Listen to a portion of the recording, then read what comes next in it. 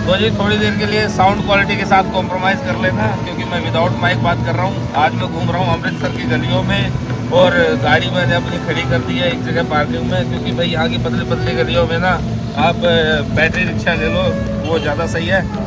और अभी मेरा जो प्लान है वो मैं आपको जलियांवाला बाग दिखाने वाला हूँ सबसे पहले। तो चले वहीं चल के बात करते हैं।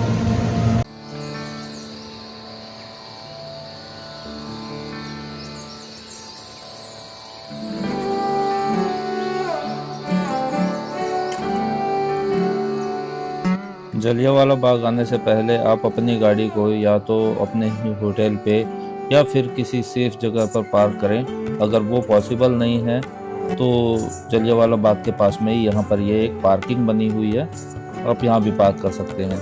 और अगर आप डायरेक्ट किसी ट्रेन वगैरह से आ रहे हैं तो रेलवे स्टेशन यहाँ से सिर्फ 5 किलोमीटर दूर है। और वहाँ से आने के बाद सबसे बड़ी समस्या होती है कि अपने सामान को कहाँ रखा जाए।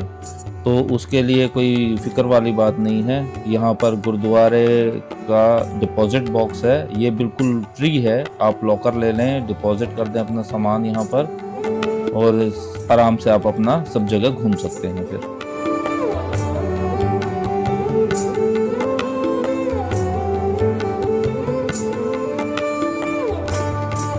अब मैं पहुँच गया हूँ गुरुद्वारे के मेन एंट्रेंस पे। और यहाँ आने के लिए आपको स्पेशल टाइमिंग्स पे बहुत ध्यान देना चाहिए, क्योंकि अंदर कुछ शोज़ वगैरह होते हैं, वो ही ख़ास टाइमिंग का होना ज़रूरी है उसके लिए। अब हम अंदर चलते हैं। यहाँ पे एक नैरो पैसेज है, सब लोग जानते ही होंगे कि ये बहुत पतला गलियारा है। इसी गलियारे का फ़ायदा उठा के जनरल डायर ने यहाँ पर गोलियां बरसाई थी, क्योंकि यहाँ से निकलने का और कोई रास्ता नहीं है, ये एक ही रास्ता है। हालांकि अब एक साइड से रास्ता बना दिया गया है बाहर निकलने के लिए, क्योंकि एंट्री और एग्जिट अगर एक ही टाइम पे की जाए तो यहाँ पर बहुत भीड़ हो जाती है। यह गलियारा कंप्लीट होने के बाद अंदर जाने के बाद ये जगह काफ़ी चौड़ी और अच्छी लगने लगती है।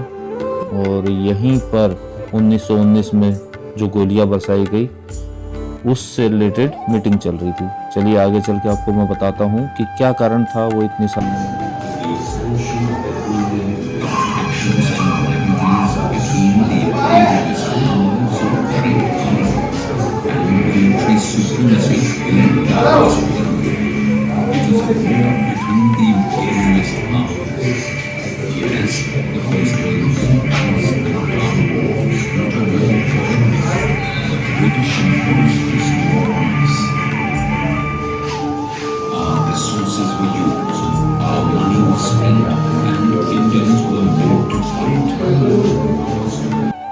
उन्नीस 1915 आते आते अंग्रेजों की पकड़ भारत से छूटने लगी थी और उनको लगा कि हमारा दबाव कम होने लगा है, तो उन्होंने कई सारे नए बिल पेश किए और कई सारे कानून बनाए।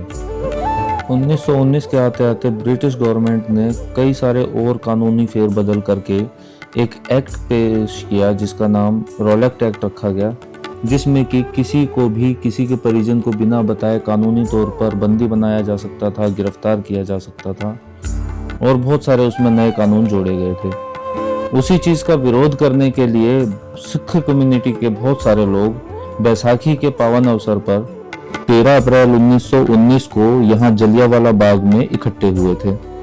यह एक शांतिपूर्ण ढंग से किया गया रॉलेक्ट एक्ट के विरोध था, लेकिन जनरल डायर ने बिना सोचे समझे और बिना किसी चेतावनी के गोलियां बरसानी शुरू कर दी। लगभग 10 मिनट तक ये नरसंहार चला और करीब 1000 लोग इसमें मारे गए, जिसमें कि बूढ़े, बच्चे, बेकसूर लोग बेरहमी से मारे गए।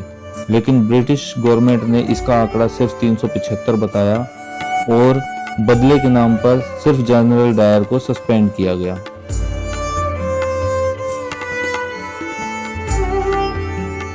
इस हत्याकांड में जान गंवाने वाले सभी लोगों को शहीद का दर्जा दिया गया और अब यह एक राष्ट्रीय स्मारक है और यहाँ पर कोई टिकट नहीं लगती है, किसी तरह का कोई चार्जेस नहीं है। आप आए, देखें और रोंगटे खड़े कर देने वाले आप भयावह दृश्यों का नज़ारा यहाँ ले सकते हैं।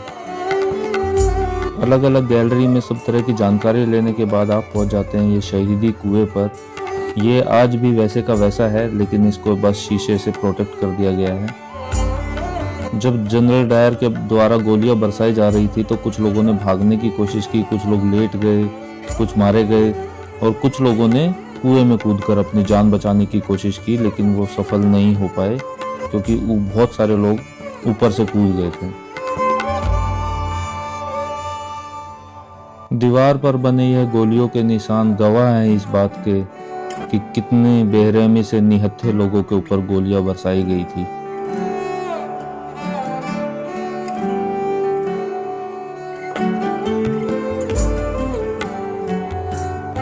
अभी कुछ साल पहले यहाँ पर हमारे शहीद भाइयों को याद करते हुए ये यहाँ पर शहीदी पत्थर लगाया गया है। अब मैं बढ़ चलता हूँ गुरुद्वारे की तरफ, जो कि यहाँ से सिर्फ 200 मीटर की दूरी पर है। अमृतसर गुरुद्वारे का नाम गोल्डन टेम्पल है, लेकिन इसका असली नाम श्री हरमंदिर साहिब है। इस गुरुद्वारे की एक बेहद ही कमाल की बात है जो कि इसको बहुत खास बनाती है। इस गुरुद्वारे में मुख्य 4 द्वार हैं जो कि चारों धर्मों का आदर करते हैं। इसीलिए इस गुरुद्वारे का नाम हर मंदिर भी रखा गया है कि हर धर्म का आदमी यहाँ आ सकता है, हर धर्म के आदमी का यहाँ आदर किया जाता है।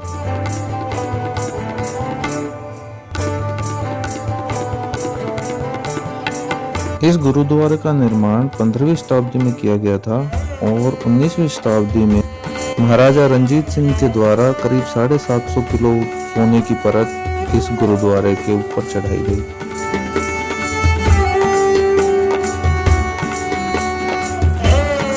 वैसे तो गुरुद्वारे में 24 घंटे लोग मौजूद रहते हैं, लेकिन मुख्य इसका खुलने का समय सुबह 5 बजे से लेकर रात को 11 बजे तक रहता है।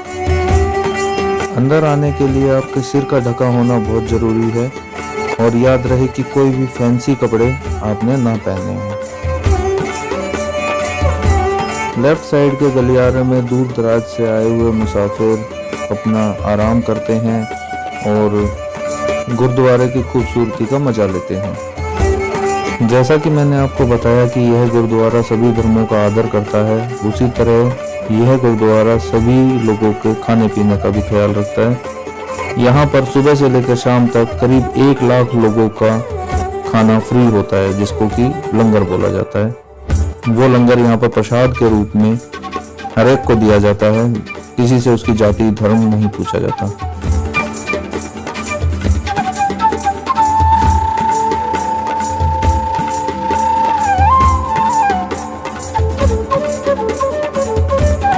मैं धन्यवाद करता हूं उन सभी लोगों का जो यहाँ पर निस्वार्थ सेवा भाव में जुटे रहते हैं। ईश्वर उन सब लोगों के परिवारों को सही सलामत और खुशहाल रखे।